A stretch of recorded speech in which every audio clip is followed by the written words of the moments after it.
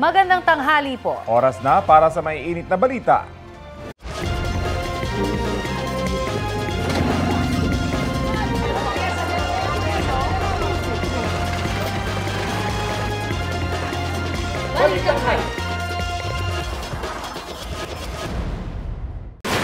Nasawi ang isang driver sa Rodriguez, Rizal matapos siya madaganan ng minamanehong van. Ayon sa pulisya, gumulong ang van matapos makalimutan ng driver na hilahin ang handbrake nang bumaba siya para may silipin. Balitang hatid ni EJ Gomez.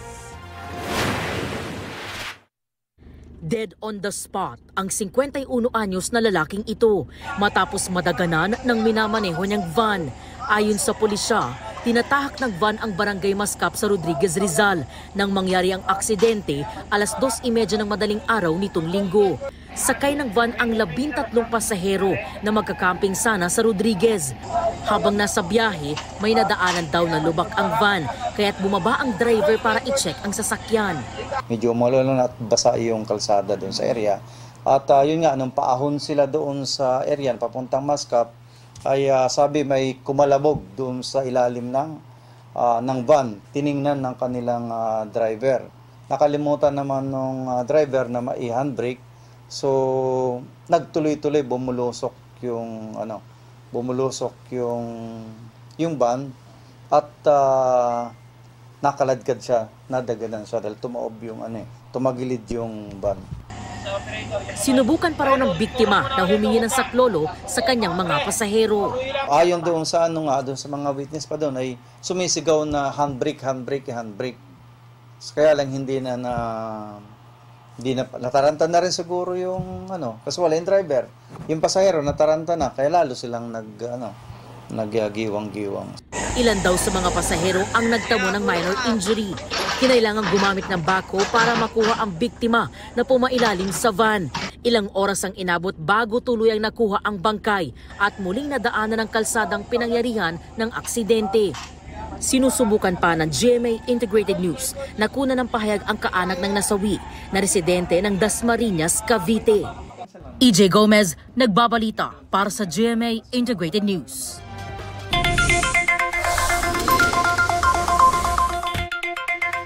Inaantabayanan na kung magkano ang inaasahang big time na taas presyo sa mga produktong petrolyo at kaugnay niyan may babala ang Asosasyon ng Supermarket sa bansa. Ayon sa Philippine Amalgamated Supermarkets Association Incorporated, posibleng maramdaman ng consumer ang taas presyo sa mga bilihin kapag nagtaas din ng presyo ang mga manufacturer. Kailangan daw ng manufacturer na magtaas presyo kung magmamahal din ang bayad para sa distribution ng mga produkto. Sinusubukan pa namin kunan ng pahayag kaugnay rito ang Department of Trade and Industry. Samantala, magkakaroon ng fuel subsidy ang gobyerno para sa mga PUV operator at driver.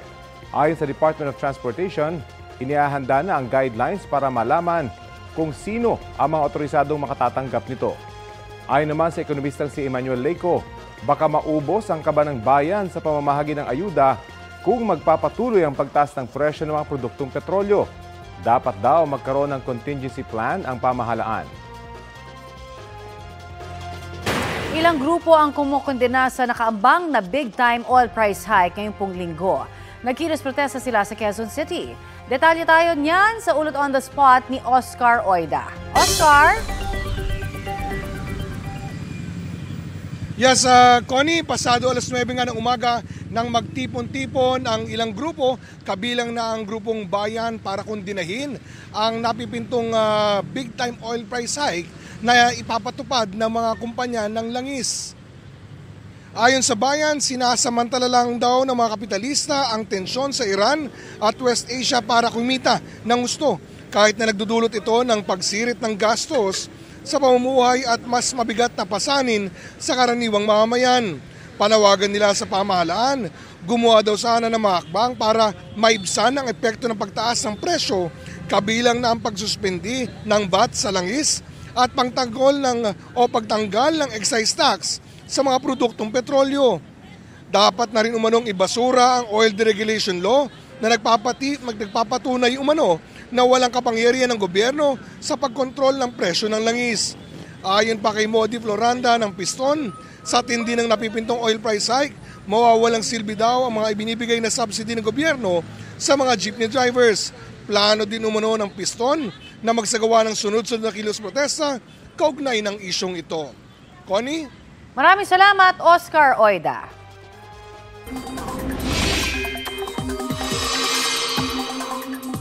Dahil sa inaasahang masamang panahon sa ilang bahagi ng bansa, suspendido ang klase sa ilang lugar. Sa Cavite, walang pasok mula preschool hanggang senior high school. Sa mga pampubliko at pribadong paaralan po yan.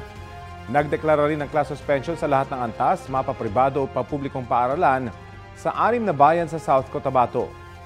Dahil pa rin yan sa masamang panahon, tutok lang po sa Balitang Hali para sa karagdagang anunsyo ng class suspension. Mataas muli ang tsansa ng ulan dito sa Metro Manila at ilang pang mga lugar ngayong pong Lunes dahil sa muling paglakas ng hanging habagat. Ayon sa Pag-asa, apektado rin po ang Calabarzon, BARMM, Soxargen, Davao Region at mga probinsya ng Pangasinan, Zambales, Bataan, Occidental Mindoro at Palawan. Base sa rainfall forecast ng Metro Weather, uulanin ang halos buong bansa kasama ang NCR. Posible po ang heavy to intense rains na maaari magdulot ng baha o landslide. Wala pang epekto sa lagay ng panahon ang bagong bagyo na namaupo sa labas ng Philippine Area of Responsibility. Isa itong tropical storm na may international name na Sepat. May taglay na lakas ang hangin na hanggang 65 km per hour. Namataan po yan ng Pag-asa 2,380 km east-northeast ng extreme northern Luzon. Mababa naman ang tsansa nitong pumasok sa PAR. Kuha sa CCTV na yan sa Barangay Buaya sa Lapu-Lapu City. Makikita ang isang lalaking nasa tapat na isang bahay. Sinusubukan niya palang pasukin ang bahay pero hindi siya nagtagumpay. Sunod na tinarget niya ang katabing bahay. Hindi na nakuha ng CCTV ang sunod na tagpo. Kwento ng nag-upload ng video, timing na nag-CR siya na makapasok ang lalaki at tinangay ang kanyang cellphone. Ayon sa pulisya, tukoy na nila ang pagkakakilanlan ng nanloob na 17 taong gulang. Siya rin daw ang nahuli na nanloob sa isang negosyo sa barangay Pusok kung saan 3 cellphone ang kanyang natangay. Dagdag ng pulisya, isa siyang child in conflict with the law dahil sa dami na ng kanyang record sa pagnanakaw. Iniintay na lang daw ang pagsasampa ng reklamo laban sa suspect. Malakas na ulan at matinding baha ang naranasan sa ilang bahagi ng Metro Manila nito pong weekend. Ayan ang baha! Rumaragas ang baha ang namerwisyo sa mga taga-barangay Bagong Silang, Caloocan kahapon ng hapon. Kasabayan ng malakas na buhos ng ulan, sa kuha naman ng CCTV sa Barangay Santo Domingo, Quezon City, umabot ng hanggang dibdib ang baha. Inanod pa ang ilang basura. May SUV rin po na nalubog sa baha. Baha rin ang naranasan sa ilang lugar sa Maynila, gaya sa Espanya, nalampas binti ang tubig. Kaya ang ilan sumakay ng bangka. Binaha rin po ang Manila North Cemetery. Ito ang GMA Regional TV News. Mainit na balita mula sa Luzon, hatid ng GMA Regional TV. Isang ahas ang gumulat sa ilang diving students sa Mabini, Batangas. Chris, anong nangyari? Connie, biglang sumulpot ang isang walu-walo o sea snake habang nag-aaral sila ng free diving. Ayon sa uploader ng video na coach ng mga estudyante, laking gulat nila nang biglang pumunta sa kanilang direksyon ang walu-walo. Walang natuklaw ang ahas na hinayaan nilang makadaan. Ayon sa mga eksperto, ang walu-walo o sea snake ay kaya makapag-produce ng venom na 10 beses na mas malakas kaysa sa laso ng isang rattlesnake. Bihira lang daw ang kaso ng sea snake bites dahil hindi naman sila agresibo. Maliban na lang kung sila ay labis na magambala. Sakali namang maka-encounter ng walu-walo habang nasa dagat, sikaping makalayo ng 5 metro mula sa hayop. Kung hindi naman posible, iwasan ang path o dadaanan nito. Sugatan naman ng isang lalaking nakabarilan ng mga pulis sa Cabanatuan, Nueva Ecija. Sospek ang lalaki sa pang-hold up sa Barangay Sapang. Ayon sa pulis, agad nakatawag sa kanila ang biktima kaya hinabol nila ang lalaki. Nang maabutan nila, imbes na sumuko, binaril niya ang mga pulis. Gumanti ang mga pulis at tinamaan ng lalaki sa tiyan. Isinugod siya sa ospital at ligtas na ang kalagayan ngayon. Na-recover sa kanyang isang baril, 3 cellphone at ang wallet na tinangay niya sa biktima. Nasa kustodiya na ng Cabanatuan City Police Station ang lalaki na sinampahan na ng mga karampatang reklamo. Wala siyang pahayag. Arestado ang dalawang lalaking ng hablot ng cellphone ng dalawang babae sa Rodriguez, Rizal. Aminado po sila sa krimen. Balitang hatid ni EJ Gomez. Balik kulungan ang dalawang lalaking ito dahil sa reklamong robbery snatching sa Rodriguez, Rizal. Ang mga sospek na riding in tandem ng biktima raw ng dalawang babaeng call center agent maghahating gabi noong Biyernes ayon sa pulisya.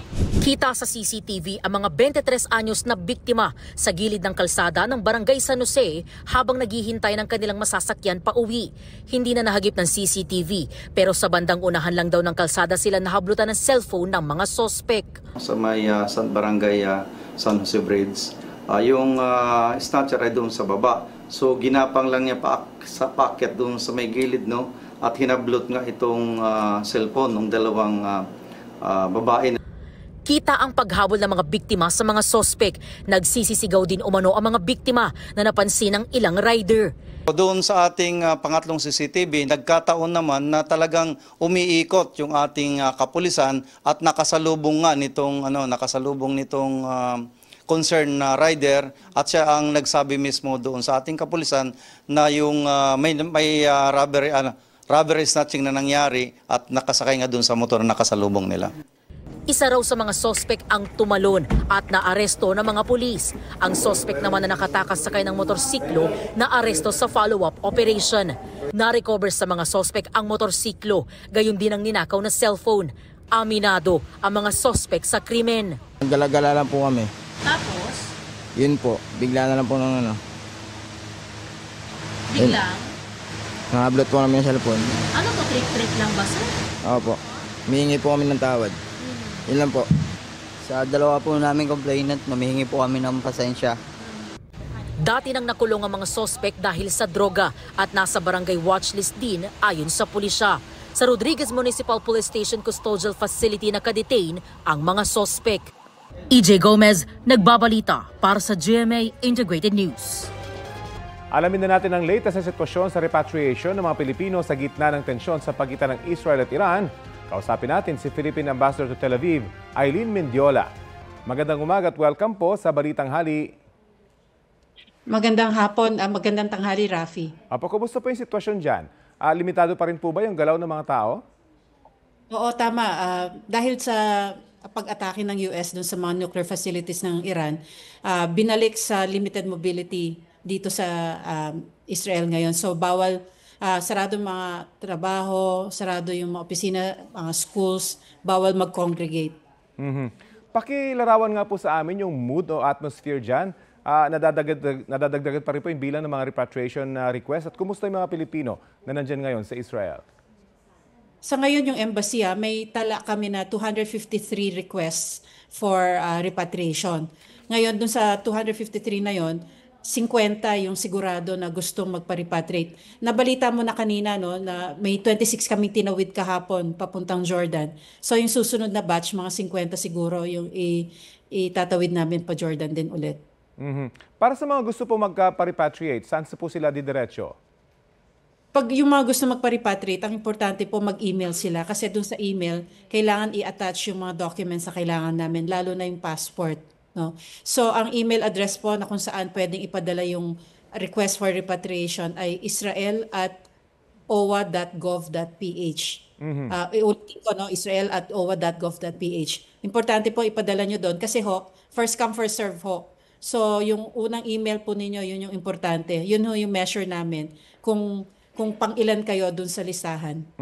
Pero meron pong mga Pilipino ron na expired na yung mga travel documents katulad ng passport.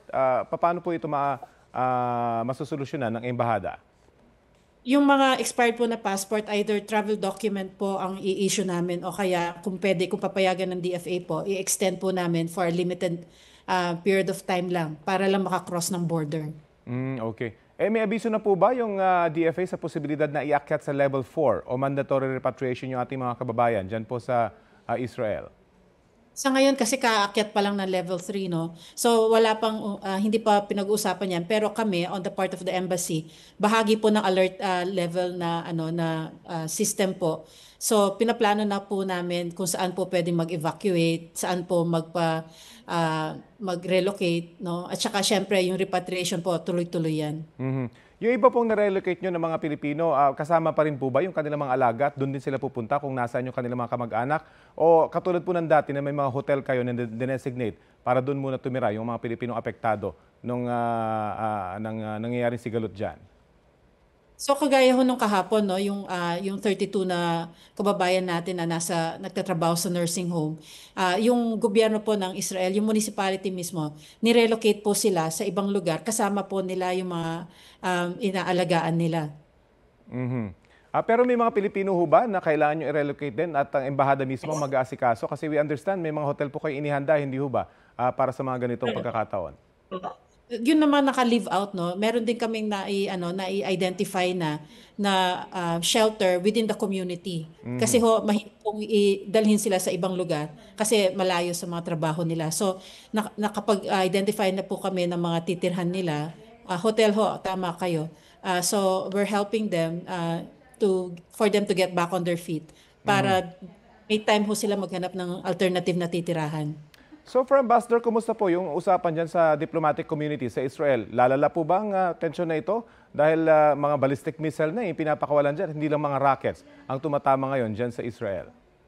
Actually, simula nung June 13, ballistic missiles na yung pinapaulan dito. Kagaya ng Pilipinas, yung mga ibang embassies din, nagre-repatriate na rin ng mga lumikas mula sa Israel. So, meron ho kaming mga groups, lalo na yung mga maraming hong nationals dito, na migrant workers din. So, may group chat ho kami at nagpapalitan kami ng mga best practices namin. Okay, sana po hindi na lumala yung tensyon. Pero aabangan po namin yung iba pang balita manggagaling po sa inyo. Maraming salamat po sa oras na binahagi nyo sa Balitang Halit. Mag-ingat po kayo dyan.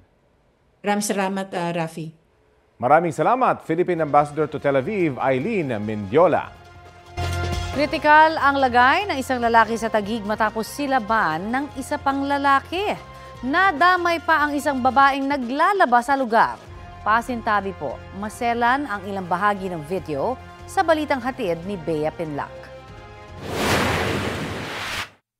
Nabulabog ang bahaging ito ng Barangay Pitugo, Taguig nang dumating ang lalaking ito. Lumapit siya sa isa pang lalaking nakatambay roon habang nagse-cellphone. Maya-maya, bigla niyang sinabuyan ng gasolina saka sinilaban ang lalaking nakatambay. Sumiklab ang apoy kaya nagpulasan ng mga tao. Tumakas ang suspect na inabutan din ng apoy. Nakadalawang balik kasi siya eh. Yung pangalawang balik niya, doon siya may dalang supot. Tapos bigla niya binuhos yung gasolina pala yung dala niya. Sabay sindi ng light at sabi niya, eto regalo ko sa'yo. Kritikal sa ospital ang 28 anyos na lalaking sinilaban. Nagtamo siya ng 3rd-degree burn sa iba't ibang bahagi ng katawan. Hindi ko nga makilala anak ko kung ano na itsura niya. Ang layo. Hindi okay anak ko. Hindi makatao yung ginawa niya eh. Grabe yung ano ng anak ko. Hindi ko halos pati na. Grabe talaga yung ginawa niya sa anak ko. Nadamay rin pati ang babaeng naglalaban noon sa tabi ng kalsada.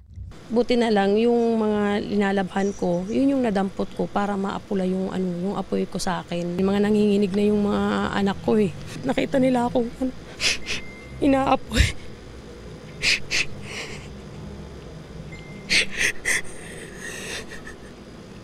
Sa tingin ng ina ng lalaking biktima, selos ang motibo sa krimen. Pinagbantaan na raw noon ng suspect ang biktima. Lahat namang tao dito, pinagsisilosan lang niya naman po, hindi lang po anak ko. May mga pagbabanta siyang hindi maganda. Sabi niya, humanda ka, di pa rin kayo tumitigil. Yun ang sinabi. Inabangan niya po sa trabaho ng anak ko. Dati na raw nagkausap ang dalawang kampo sa barangay kung saan humingi ng tawad ang suspect. Ay akala ko okay na yun. Yung pala, may balak pala siya. Ayon sa pamunuan ng Barangay Pitugo, may umiiral na barangay protection order laban sa suspect dahil umano sa pananakit sa kanyang asawa. Andun na yung verbal abuse, lahat na physical, Pati psychological abuse na rin sa misis niya. Nagdagdag naman ang barangay ng bantay sa lugar kung saan nangyari ang krimen habang tinutugis pa ng mga otoridad ang suspect.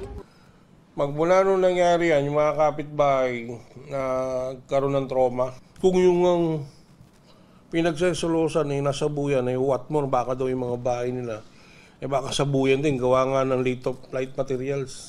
Bea Pinlac, nagbabalita para sa GMA Integrated News. Mainit-init na balita, nakataas po ngayon ang thunderstorm advisory sa ilang bahagi ng Central at Southern Luzon. Ayon sa Pag-asa, apektado po ang Bataan, Cavite, Batangas, Pampanga, Bulacan, Zambales at ilang panig ng Quezon. Pinaalerto ang mga residente mula sa banta ng baha o landslide. Tatagal ang thunderstorm advisory hanggang 12:40 ngayong tanghali. Epekto po yan ng hanging habagat. Ito ang GMA Regional TV News. May init na balita mula sa Visayas at Mindanao, hatid ng GMA Regional TV. 5 aso ang nasawi sa sunog sa Bacolod City. Cecil, ano nangyari? Rafi, natrap ang 5 aso sa nasunog na bahay sa Barangay 17. Kwento ng nagmamay-ari ng mga aso, nakarinig sila ng mga putok mula sa isa sa mga silid ng pinauupahan nilang bahay. Gustuhin man daw nilang sagipin ang mga aso, delikado na dahil lumaki na raw ang apoy at kumalat na rin sa iba pang silid. Ayon sa Bureau of Fire Protection, palyadong wiring ang tinitingnan nilang pinagmulan ng apoy. Hindi pa naglalabas ang BFP ng halaga ng pinsalang idinulot ng sunog. Patay ang 2 umanong terorista nang makaengkwentro ang militar sa Mamasapano, Maguindanao del Sur. Ayon sa Philippine Army, arestado naman ang 2 iba pang terorista na nasugatan sa engkwentro. Nakumpiska sa kanila ang ilang baril, improvised na pampasabog, cellphone, mga peking ID at iba pa. Naglunsad ng operasyon ang militar kahapon batay sa natanggap nilang ulat na may pagtitipon ang mga terorista sa lugar at nagpaplano umanong gumawa ng karahasan.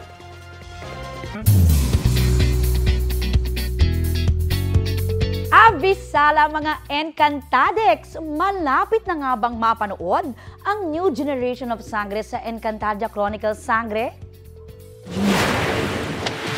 Ito ba talaga padadaig sa akin, Tamara? Adamos, hindi ko bibiguin ang ating mga ada.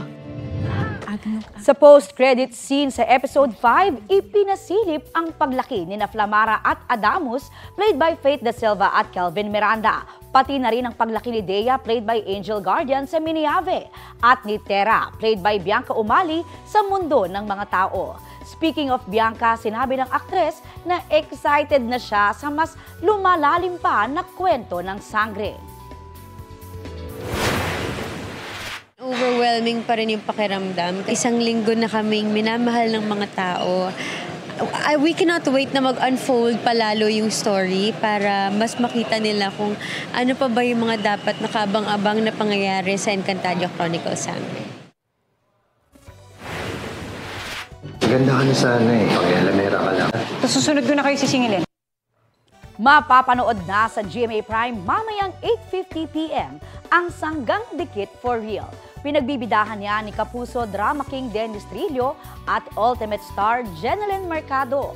Abangan ang kanilang kwento na sa umpisay aso't pusa raw. Pero mauuwi kaya sa pag-iibigan? Naman nating dalawa na ginawa mo lang to para makaganti sa akin. I am now your father's wife. Simula naman mamayang 2:30 p.m. pagkatapos ng It's Showtime, mapapanood ang My Father's Wife. Pagbibidahan niya nina Kylie Padilla, Gabby Concepcion, Jack Roberto at Kazel Canucci. Kanina sa unang hirit game na nakipagkwentuhan ng cast members tungkol sa series. Sugatan ang 4 na pasahero ng isang tricycle matapos mabangga ng isang MPV sa Marcos Highway sa Antipolo City. Batay sa investigasyon, biglang nag-U-turn pabalik ang MPV at nabangga ang tricycle sa bahagi ng Barangay San Jose. Ligtas na ang mga pasahero matapos dalhin sa ospital. Nagkasundo na rin ang magkabilang panig. Sinagot ng may-ari ng MPV ang gastusin sa pagpapagamot ng mga biktima. Mga Mga mare at pareng Army, OT7 is finally complete. Discharge na rin mula sa kanyang tenure bilang social service agent si BTS member Suga. Si Suga o Min Yoon-gi in real life ang 7th at last member ng Global Superstars na nakatapos ng kanyang military enlistment. Hindi katulad ng kanyang co-members, walang public event sa release ni Suga nitong Sabado dahil sa overcrowding concerns. Sa Weaver, sinabi ng K-pop idol na super excited na siyang makausap ang fans. Grateful din siya sa almost 2-year military service para makapag-self-reflect. Kasunod niyan ang paghingi muli ng sorry sa kinasangkutan niyang drunk driving incident last 2024. Sa kabila ng kanyang quiet exit, bumuhos ang all-out love at support ng fans na matyagang naghintay sa labas ng Hive Building para i-welcome si Suga. Habang walang suot pang ibaba, nakasabit ang lalaking yan sa tricycle na binabagtas ang sumulong highway sa Antipolo, Rizal.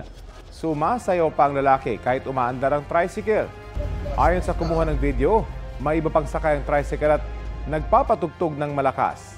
Nahuli kalaunan ng lalaki na edad 16 pati na ang tricycle driver na 27 taong gulang para sa reklamong grave scandal.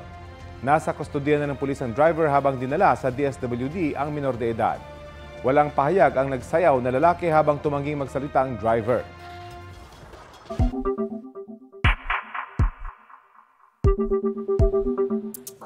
Ngayong pong araw, ang deadline sa kampo ni Vice President Sara Duterte para tumugon sa summons ng Senado kaugnay sa impeachment case laban sa kanya. Ayon sa isang dating hukom ng Korte Suprema, sumagot man o hindi ang bise, ay tuloy pa rin ang paglilitis. Si Pangulong Marcos muling iginiit na hindi siya nakikialam sa impeachment. Balitang hatid ni Tina Panganiban Perez. Si Pangulong Bongbong Marcos na ang nagsabi, hindi siya nakikialam sa impeachment proceedings laban kay Vice President Sara Duterte. If a president chooses to do that, I choose not to. Nasa Australia ang bise para sa isang personal na biyahe at bagamat nagsalita sa harap ng Filipino community roon, wala siyang nabanggit tungkol sa impeachment. Hindi naman nagpaunlak ng panayam ang kanyang defense team. Pero sabi ni dating Supreme Court Senior Associate Justice Antonio Carpio, hindi man sumagot ang bise, tuloy ang impeachment proceedings. It will not stop the proceeding. She will be declared in default. The prosecution will present its evidence, but the defense can still rebut the evidence presented by the prosecution. Sabi ni Carpio, pwedeng utusan ng Korte Suprema ang impeachment court na ituloy ang paglilitis sakaling idulog sa mga mahistrado ang issue. Ang Supreme Court, ang Supreme nga eh. I don't see any reason why the Senate of the 20th Congress will not comply. They will comply the moment the Supreme Court will say, tuloy ang trial. Ayon naman sa isang constitutional law expert, pwedeng i-contempt ng Senate Impeachment Court ang bise kung hindi siya sasagot. Meron silang inherent power na gano'n, no? Kung hindi naman siya mag-submit ng answer, hindi na kailangan yung rejoinder ng House. Pag hindi ka sumagot, ibig sabihin, wala kang matinong sagot dun sa mga paratang. Naniniwala naman si House Assistant Majority Leader Jude Asidre na bagamat hindi na kailangang hingan ng Senate Impeachment Court ang Kamara sa 20th Congress ng certification na desidido itong isulong ang Articles of Impeachment, malamang daw ay sundin ito ng House Prosecution Panel. Verified, validated, and we signed it in front of the Secretary General. For me, that is sufficient already. Tina Panganiban Perez, nagbabalita para sa GMA Integrated News. Sabi ni Vice President Sara Duterte, wala siyang sama ng loob kay Pangulong Bongbong Marcos kaugnay sa kanyang impeachment. Pero may patutsada siya sa pamumuno ni Marcos bilang presidente. I have problems with his performance as president. And I have problems with the violations of our fundamental law, our Constitution. Particular anya sa mga paglabag ni Pangulong Marcos sa konstitusyon ay ang pagsuko kay dating Pangulong Rodrigo Duterte sa International Criminal Court. Kaugnay naman sa inanunsyo niyang hindi pagdalo sa State of the Nation address sa susunod na buwan, sa tingin ng bise ay walang sasabihing makabuluhan ang Pangulo. Hindi rin naman daw tinupad ng Pangulo ang mga ipinangako niya noong nangangampanya pa sila bilang unity team. Wala pang pahayag ang Pangulo kaugnay nito. Ito ang GMA Regional TV News. Natagpo ang palutang-lutang sa dagat sa Santa Praxedes, Cagayan ang isang galon na may lamang sangkap umano sa paggawa ng iligal na droga. Ayon sa mga pulis, isang mangingisda ang nakakita sa galon na naglalaman ng umano'y controlled precursors at essential chemicals. May tinatayang bigat na halos 7 kilo ang galon na hawak na ng PIDEA para sa pagsusuri. Ang mga nasabing sangkap ay ginagamit umano sa paggawa ng iligal na droga gaya ng shabu. Sa loob ng isang linggo, umabot na sa 500 milyong piso ang natagpo ang palutang-lutang na iligal na droga sa Cagayan. Nasawi ang isang lalaking 34 anyos matapos malunod sa Sayaw Falls sa Valle Hermoso, Negros Oriental. Base sa investigasyon, naliligo ang biktima at ang kanyang mga kaibigan sa talon nang mapansin ng kanyang mga kasama na nawawala siya.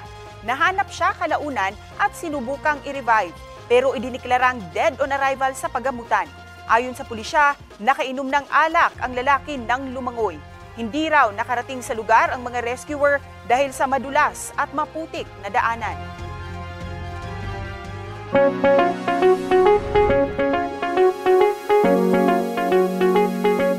Dahil po sa dumadalas na ulan at baha, nagbabala ang Department of Health laban sa ilang usong sakit, gaya po ng dengue at waterborne diseases gaya ng leptospirosis at alipunga. Balitang hatid ni Katrina Son.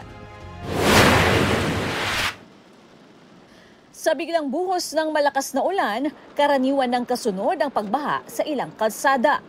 Tulad ng naranasan sa iba't ibang bahagi ng Metro Manila sa Magdamag. Abot baywang pa ang baha sa ilang lugar. At hindi maiwasan ng iba na lumusong sa baha. Kabilang sa mga sakit na maaring makuha sa paglusong sa baha ang leptospirosis at alipunga. Ang Barangay Rojas District sa Quezon City na madalas madaling bahain. Mas pinaigting ang pagpapaalala sa mga residente na iwasan ang paglusong sa baha. Si Princess, naranasan na raw magkaalipunga. Di na raw kinakaya ng bota ang baha na may kasamang putik. Maputik. Sobrang putik, tas madumi, kahit anong bota mo po. Hindi, Pero yung iba po, nakabota na rin po. Taon-taon daw, nagkakaalipunga ang 68 taong gulang na si Teresita. Halos lahat dito ng tao nagkakaalipunga pag bumabaha. Makirot, masakit.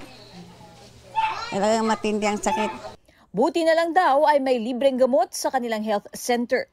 Isa rin sa mga iniiwasan nilang sakit ang dengue. Kaya tulong-tulong daw ang lahat para maiwasan ito. Kapag tag-ulan, unang binabantayan namin ay dengue. Bago dumating ang mga pagbaha, meron na pong paglilinis sa mga estero, pag-spraying, kapaligiran. Karaniwang sakit tuwing tag-ulan ang waterborne diseases, influenza-like illnesses, leptospirosis at dengue o wild diseases. Yung WIL, si waterborne, si influenza-like, saka si leptospirosis, wala pa kaming napansin, no, nakakaiba. Si dengue, yung aming pinakahuling tala, bagamat hindi pa siya malaki yung pagtaas, ay alam natin na nagsisimula na. Meron na tayong nakita na, kung di ako nagkakamali, 6 or 5% na increase on a week-to-week basis. Kasi alam natin tagulan na eh. So talagang magsisimula na yan. Base sa datos ng DOH, 6,217 ang naitalang kaso mula May 11 hanggang 24. Mas mataas ng 6% kesa sa April 27 hanggang May 10. Sabi ng DOH, hindi raw kailangan mabahala dahil tuloy-tuloy ang kanilang paghahanda. It's not alarming, Christian, dahil alam natin na ito yung panahon talaga na tumataas. No? Patuloy yung operation ng ating dengue fast lane. Kapag nakita ng doktor o ng nurse na mukha kang dengue, ano yung ibig sabihin mukhang dengue? Yung mga simptomas mo, yung pinanggalingan, mukhang kinagat ng lamok, ganyan. Ibig sabihin, yung processing time mo, bibilisan namin. Paalala rin sa publiko, prevention is always better than cure. At isang mabisang paraan para maiwasan ng sakit ang pagsisigurong malinis ang kapaligiran. Katrina Son nagbabalita para sa GMA Integrated News. Tila sining sa kalangitan ng namataan sa Luna, Apayao. Ang kumpol ng mga ulap nagmistulang makulay na painting. Tinatawag yan na iridescent or rainbow clouds. Ayon sa Pag-asa, nabubuo ang mga yan kapag tinatamaan ng sinag ng araw ang matataas at maninipis na ulap na karaniwang may ice crystals. At dahil sa diffraction o pagkalat ng light rays, lumalabas ang palette of colors. Maraming netizens ang namangha sa nakunang pictures ni News Cooper Jomar Malubay. Ang ilan ikinatuwa na natapat pa ito sa pagdiriwang ng Pride Month. Para sa inyong kwentong totoo, kwentong kapuso, sumali sa Yusco Plus Facebook group at ishare ang inyong mga larawan at video. Maaaring ma-feature ang inyong storya sa aming newscast. Gamitin lang ang hashtag Yuscoop sa inyong mga post. Mainit-init na balita, nakikipagdialogo ang oil company sa Department of Energy kaugnay sa nakaambang malakihang oil price hike bukas. Kinumpirma yan ng Sea Oil ngayong umaga. Kabilang sa mga tatalakayin ang posibleng utay-utay na pagpapatupad ng oil price adjustments at iba pang hakbang para maibsan ang epekto ng mga taas presyo. Ayon sa industry source, 4 pesos and 90 centavos hanggang 5 pesos and 20 centavos ang itataas kada litro ng diesel. 3 pesos and 20 centavos hanggang 3 pesos and 50 centavos naman sa gasolina.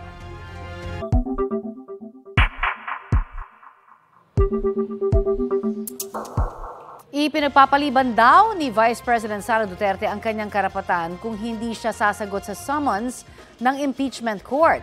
Ayon kay Manila 3rd District Representative Joel Chua na isa sa mga House prosecutors, nakaabang na sila sa susunod na hakbang ng kampo ng bise. Ngayong araw ang deadline kay VP Duterte para sagutin ang summons kaugnay sa inihaing articles of impeachment laban sa kanya. Sakaling sumagot na ang bise, may 5 araw ang House prosecutors para magbigay ng tugon mula sa araw na matanggap nila ang kopya nito.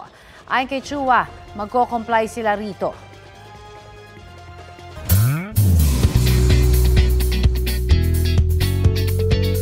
Team Shukla, mag-ingay! Game na sinagot ni na ex-PBB housemate Shuve Etrata at Clarice de Guzman ang ilang tanong tungkol sa kanilang stay sa bahay ni Kuya.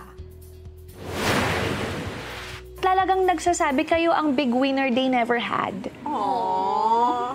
Iiyak ako Maybe you're the voters that we never had. Yan ang kwelang sagot ng Shukla nang mag-guest sa unang hirit. Ikinuwento rin nila kung paano nabuo ang kanilang closeness sa loob ng bahay ni Kuya. Sabi ni Clarice, pareho silang kalog ni Shuvi. Si Shuvi naman, comfortable with Clarice. May mensahe rin ng Shukla sa kanilang fans.